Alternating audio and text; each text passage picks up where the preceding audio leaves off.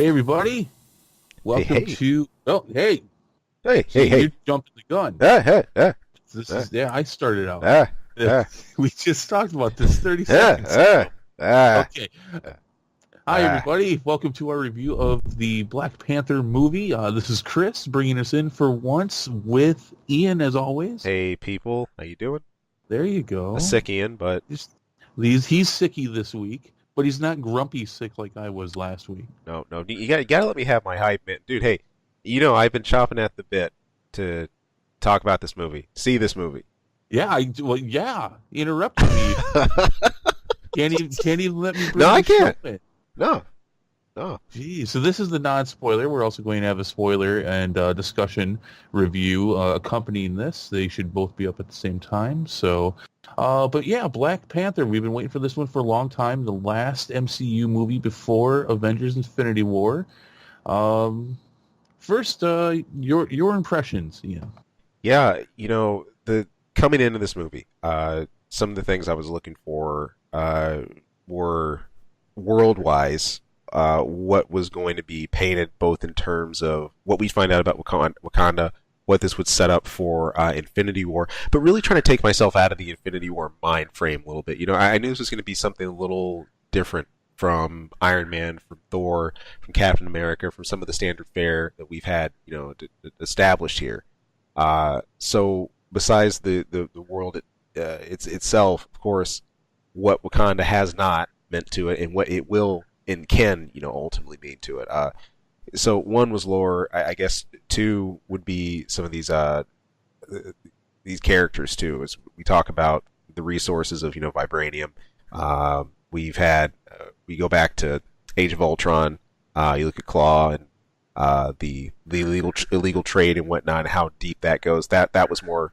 That's something that's jumped into, and that's more fleshed out here. So all those things, I was really curious to see how they were going to play off of each other, how the world was going to build itself, and I can definitely say the things where I thought were the directions they were going to go, they did so in even grander way than I thought, and even some of the things that I wasn't looking into as much, those got explored too, and I think much more from a cultural standpoint, which is really cool. Well, okay, so that's you touched on 10,000 things there. I did. So let's start with the biggest one. You said how is this really intertwined with the rest of the MCU that we've already seen? And while there are definitely a couple references, mostly small, a couple big ones. The biggest one being Agent Ross. Right. Um, the big question going into this one was, will they reveal? Will they reveal the Soul Gem? Right. Because we haven't seen it yet. Right. And a lot of people thought that the Soul Gem could pop up in this one because we'd even seen in the trailers where Black Panther is communing with the dead. Right. And unless they hit it really well, really well, I saw no Soul Gem. I didn't either. Yeah, so that's still out there. But yeah, this was definitely its own movie. There was Agent Ross, who we'd seen in Civil War, but and then there was Claw, who we'd seen in a couple movies, but nothing real big. This was definitely his biggest appearance. Yeah. A great villain. I love the fact that such an old school, very campy '60s cheesy villain. Yeah. You put Andy Serkis behind him, and he just turns him into gold. He was great. Rocked. He rocked, and plus the best part about Claw is he was just completely unhinged here. Yep. I mean, he has lost his mind. I mean, any semblance of a, some sort of shady, business acumen or some kind of savvy, arms deal or whatever. That's out the window. This guy's nuts. No, I don't agree with that. In fact, I would definitely say that he's insane. There was definitely a method to his madness. Well, no. He had a method. He had a method, but let me reword that. He's not necessarily, I guess, doesn't do like a James Bond-esque delivery about it. He's but very rough around the edges. He's not the Joker either. He's No. not just doing things to do them. There's a reason for it. Yeah, I would say he was methodical. But yeah, he's definitely not playing with the full deck.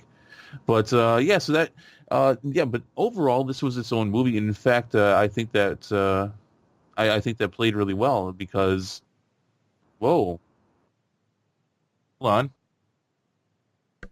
Did you hear that on your end? I didn't. Okay, that was all. I mean, never mind.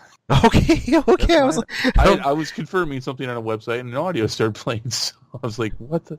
Okay. Anyways, yeah, the world that we see here in Black Panther, Wakanda, definitely deserved its own movie. This was right. a massive, well thought out, immersive world that really I wish we could have spent some more time in. Same. It was completely engrossing. The characters were great. Everything they laid out completely different from what we'd seen before. What we saw in Civil War, I don't even think would really be appropriate to say it was a sneak peek from No, what little we had of Black Panther. I don't even think that really even encompasses it. nothing. If anything, that's a pretty panoramic screenshot, desktop screensaver compared Yeah, to what we actually I got. know that it was great. It very stayed in large part with the comics as well, which some people will appreciate. A little bit different though. This takes place just about a week after Civil War, so again, something that we've been seeing more out of the MCU movies, where typically they would happen around the time that the movie was released. That's when that happens in that world. Right, This is 2 years ago almost. right, right. And it definitely takes pains to base itself and really establish that right as we kick off. The one thing I do like here is how we're looking at Civil War as this axis point. Once again, Oh yeah. Ant-Man and Wasp was a preview as I was going in to watch this one, but again, that event was a spawn point for so many things, and I think Marvel have leveraged that really well. Here being the latest case, of course, recently Spider-Man: Homecoming, and plenty of more things too. Oh yeah, I mean for sure, as well it should be. I Yeah, mean that was a huge moment for the MCU.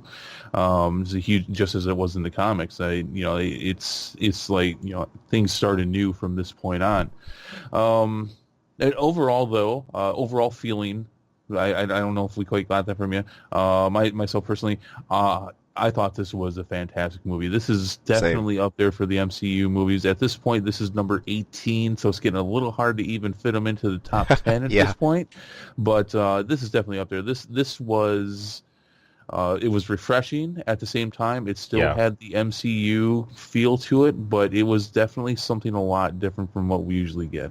yeah. It did, and I think that's pretty masterful here. You have not just in terms of the big names as well. You got talent ranging from Walking Dead. I know you're happy about that. Oh yeah, All the way over to big performances, Forrest Whitaker. I was like, yeah. holy crap! And I'm pretty sure Forrest Whitaker could be sleeping and he's gonna get an Oscar material. The guy is crazy. easily. But yeah, even with that, they have still been able to build, I think, a really powerful superhero world, a superhero mythos around this, and really embed that in a really strong sense of culture, in Yeah. what that means to the rest of the MCU and what that's meant to the rest of the world. Good stuff. So if you catch you up real quick, if you're the one person listening, like, what's this Black Panther they're talking about? This is based on a story of, correct me if I'm wrong, if I pronounce this wrong, T'Challa, T'Challa. who T'Challa. See, and man, I'm bad enough with the traditional American names. I'll just It's let you okay. guys know I'm gonna ruin names throughout Same. this whole freaking I review. probably will So. too. It's all good. Andy Serkis I'll get right, but the rest of them will probably be wrong. Uh, we were introduced to him in Civil War. His father passes away in that movie, so he becomes the new king. Although the official ceremony hasn't happened for that yet because they weren't in Wakanda at the time. That's the basis and beginning of this movie, is that he's coming back to Wakanda and he has a ceremony to become king, and a lot of it is dealing with the stress and the consequences that come with being a king of Right. this world. And yeah, there's some rivals to it. It's not a clean transition at any No. point. But that's because it's a colorful, dynamic, three-dimensional as far as personalities and characters. This world, and yeah, I mean, unlike anything that we'd seen before, let's talk a bit about that culture. Let's talk a bit Yeah. about design, and yeah. I mean, how do you feel about all that? Well, one of the contrasts that when we talk, especially rival factions, that hits me right off the bat. You know, you've got the closer tribes within Wakanda. And I love this how you have this gathering point fairly early on where you get to unnamed event where you get a chance to really see what Wakanda is composed of, and the fact that you have your closer tribes, but then you have those in the far north that have even down to a different design of where they live because they're way up high in the mountains where they're based and everything, and that's a bit of a clash. They are in Wakanda, but they're sort of distant for various reasons, of course, and each group really has even though they all serve Wakanda, they have their own different versions of minutia or the things that they want to emphasize more as priorities, what they think Wakanda should focus on more, or what they should do more, or what they should be leaning towards more. And in all of those voices, it's the king's job to balance that out, to figure out where that's going to go, but more importantly, not just sit twiddle thumbs with that, set the course. So what do you think were the best highlights of this movie? Oh man, what stuck out to you? Stood out to you the most? yeah. I mean, Marvel. It would be a moot point to call Marvel out for amazing action at this point. I'm not even going to go there.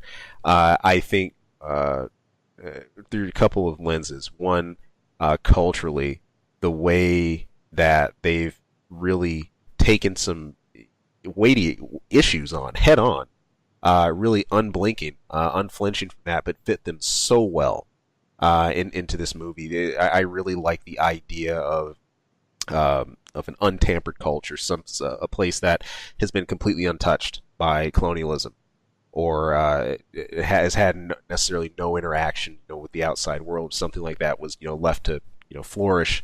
Where it could actually go, where could it actually be? And in the same hand, would you have a utopia? We still get that answer as a resounding no, and there's still problems that come around that. But I thought that was handled just awesome, really well. Usually that feels kind of awkward. Either something's too forced or there's something that's kind of underrepresented. But I thought it's just right. It's in your face when it needs to, and backs off when it's not. Go ahead. No, go ahead. That was basically the end of my point. Culturally, All right. You go ahead and blow your nose for a second. Yeah, because I'm stuffy. Okay. Chadwick Boseman as Black Panther was awesome. The cast overall was pretty great. I can't say that anybody was bad, but there was just a lot of standouts. We've talked about them already. Andy Serkis, Forrest Whitaker, Michael B. Jordan, though.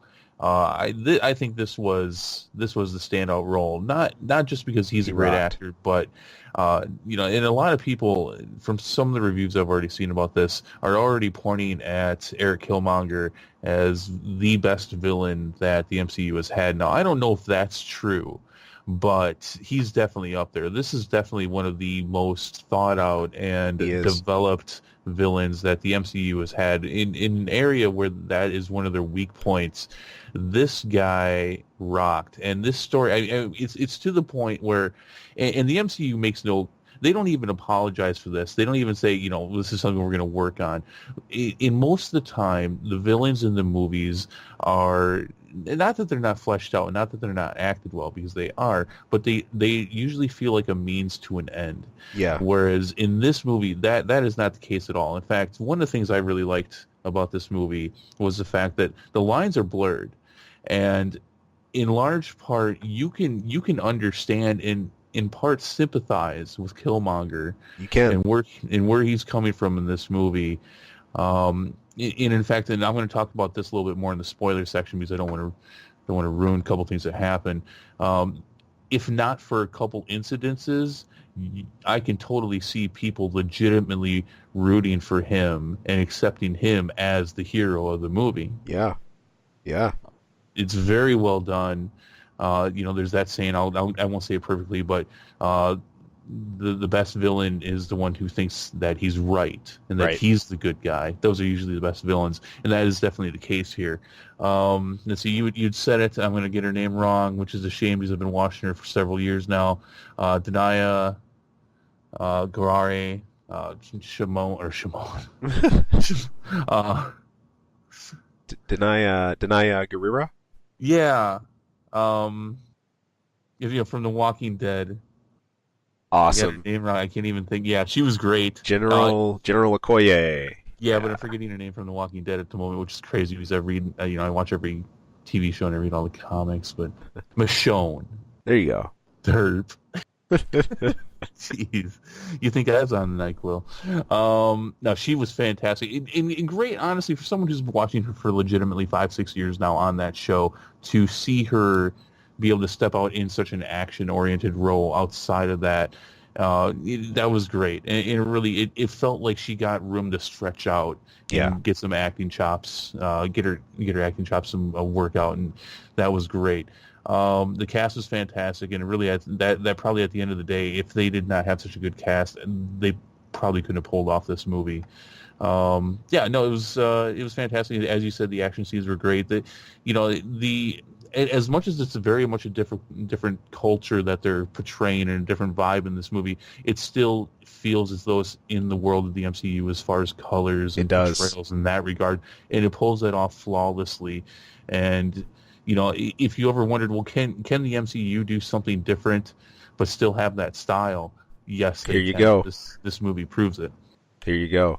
Now I'm into that. I think character-wise too, Okoye and the others sort of play into, this kind of cross-faction talk we have. The one thing I love is you have loyalty called into question often here. She is the prominent, captain of a very elite unit of guard. The heart that guard the king, who guard some of the closest secrets, of Wakanda, and she is torn. Here you've got, of course, Killmonger and his plight, but in the same hand, she has her own personal loyalties for T'Challa, but she doesn't let those things cloud her in what she believes duty and responsibility are. So you've got that whole element, clashing in all this as well, and it just makes for a killer stew. Yeah, they do, but I think at the same time, not at an inappropriate level either. I mean, everything, the decisions made by these characters as far as loyalty to a person versus loyalty to their nation, and the decisions they make, I think are appropriate. None of it's like, yeah, but would they really do that? Right. Would they really make that decision? Right. They all feel very fluid and appropriate in that regard. And I think that's just signs of good writing and directing and acting. Yeah. No, there really isn't necessarily a break in that flow, which is good. And I think here's the coolest part. We pretty seamlessly maneuver between all of this feeling natural when you're in those interactions in Wakanda, but yet when you zoom out a moment and when you see Wakanda even interact or brush with the rest of the world, how alien and foreign all of that seems. To be able, I think, to seamlessly jump between, that alien foreign feel and into just complete comfort, to really pull us into Wakanda and pull us out at will, that's good filmmaking. Mm-hmm. So, we're talking the praises here, but what are some of the things that you didn't like about it? Yeah, man, some of it would be few. It's few and far, but things that I would have, that I was looking for, that I would have liked to have seen, I guess, developed. I felt coming out of this, looking at vibranium tech and everything. Beforehand, we tended to associate vibranium, Cap Shield, frankly. We've seen a lot more uses for that as Marvel's grown and everything, and we've seen how one of Wakanda's tech adepts has really put things to use. But I felt that hasn't. Maybe it doesn't even need to be fully explored still. I still feel the jury's kind of out on that with just vibranium tech, period. There's something more I'm still looking for out of that. There is vibranium everywhere. There is. It's all in appropriate in some areas, but ridiculous in others. I'm going to have to agree, I think, on a slightly different level though, and Yeah. maybe a little bit of a curve on that. While I know that this is, in fact, they make no qualms about it. This is the most technically advanced part of Earth, Right. and they've been hiding themselves because of it. Some of the technology here is a bit ridiculous. Some of it's really, in fact, most of it's really cool, but some of it is like, really, Right. can Right. can it? Speaking of vibranium, can vibranium do that too? Right. I mean, can it do my homework? Right. Can it go to work for me? I mean, can it walk my dog? Can it? And if you ask them, it probably could do all of those things. I thought that got a little absurd. I thought some of the technology that you see in this movie is Yeah. just a little off. And the comics have been a little, but they've retconned themselves a couple times on this as well. There's even more than one type of vibranium, and I know I keep on saying it wrong, but that's fine. Yeah, but I think overall, not even just touching on vibranium, but just the technology, I thought, even Yeah. though it is so technically advanced, I thought that was a bit off. The pacing of the movies, and this is a minor gripe, if Right. anything, but the pacing's a little off. The first act of the movie is a little off, and overall, I think this movie's could use a little bit more time. It feels a little too rushed in some places, but then the first act seems a little off in general. Right. But yeah, I think that's just about it. Yeah. My complaints about this movie are minor. Okay, yeah, I'll just stop there. Go ahead. Sure. Sure. Yeah. See, I thought you were about to fall Now out of your chair or something. When we're talking about pacing, I think one thing that's important to look at that may be a kind of hit or miss here, and this is something that was kind of missed for me. Early on, uh, we're sort of given this lens and focus of how others near Wakanda or the neighboring nations, what they're having to deal with, and how either Black Panther himself or Wakanda and others try to sort of keep that peace or keep the balance. And what are the elements that they have sort of out in the world, still getting an idea of everything that's happening, everything that's going on. Where are they intervening, not intervening? We're given this the case of this group of nearby people. And we sort of see how Wakanda's handling that, but then we're really taken out of that the rest of the film into these larger issues. Of course, one being succession of the throne, two being Wakanda in the world and their tech, what they should do with it, and we sort of never come back to that micro level where we're sort of zoomed out on that macro scale the whole time. That's tricky to balance. I get it, but I'm getting the feeling. Maybe we'll get a little more of that as we go into Infinity War, but part of me says it's too little too late. A lot's going to be happening then, and we're going to be looking at Thanos and the gems. So, Yeah. oh well. All right, so let's wrap it up. Yeah. For non-spoiler, overall, what's your overall feel of the movie, and give it a rating 1 out of 10. What are we going to rate it? 1 out of 10? What? Panther Claws? Panther. I was just going to say claw. Okay, Panther Claws. All right, 1 out of 10 Panther Claws, and your overall feeling. Oh man, overall feeling. This has lots of high energy to it. This has a good, powerful story behind it. Good pace. I like it. I got good feels, and this is definitely up there in terms of Marvel films.